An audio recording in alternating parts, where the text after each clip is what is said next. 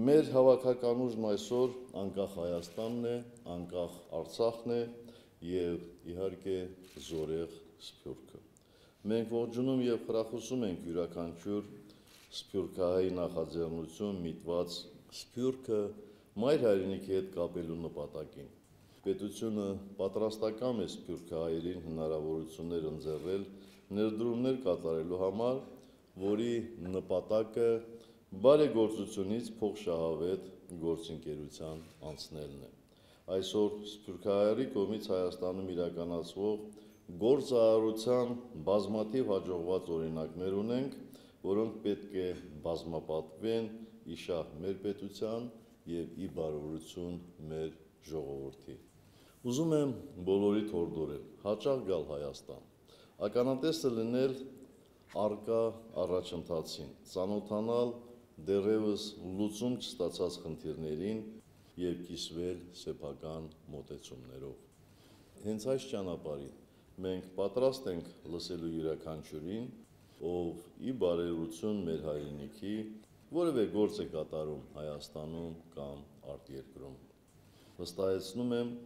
նաեւ Հայաստան ձեր այցելություններով են դրական փոփոխություններ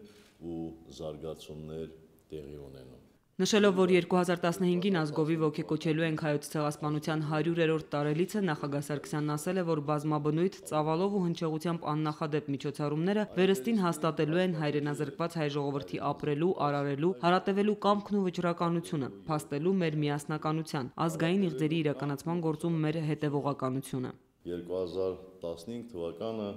նաև դառնալու է իր ծավալով ու նշանակությամբ նախադեպը չունեցող միջոցառումների եւ գործողությունների տարի։ Դրանով մեկ անգամ եւս կփաստենք, որ միասնական ենք, համախմբված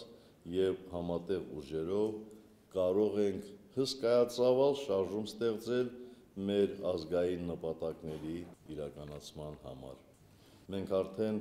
նախաձեռնել ենք լայնածավալ աշխատանքներ այս ուղղությամբ։ Խոսելով Լեռնային Ղարաբաղի հիմնախնդրի մասին, հանրապետության նախագահը նշել է, որ դրա լուծումը հնարավոր է միայն քաղաքական հարթությունում, խաղաղ բանակցություններով։ Սերժ Սարգսյանը նաև շնորհակալություն է հայտնել Հորդանանի հայ համայնքին, որն իր վարք ու բարքով հարգանք է նվաճել ամբողջ հայության համար։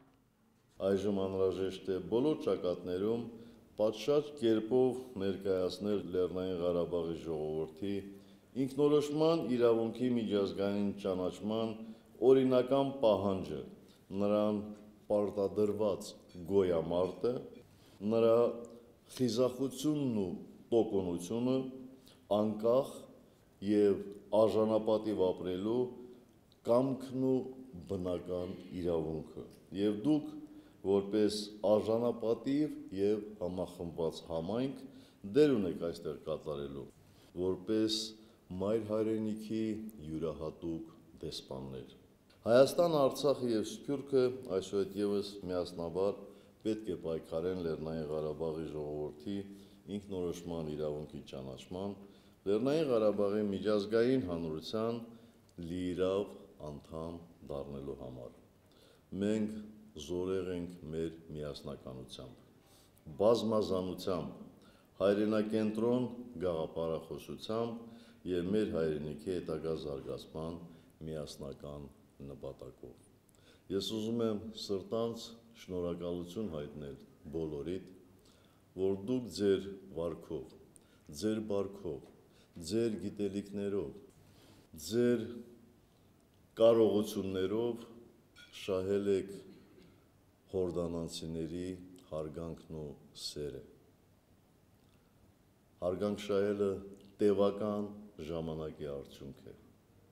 Դուք շահել եք այդ հարգանքը, ձեզ հարգում են եւ ձեզնով ճանաչում են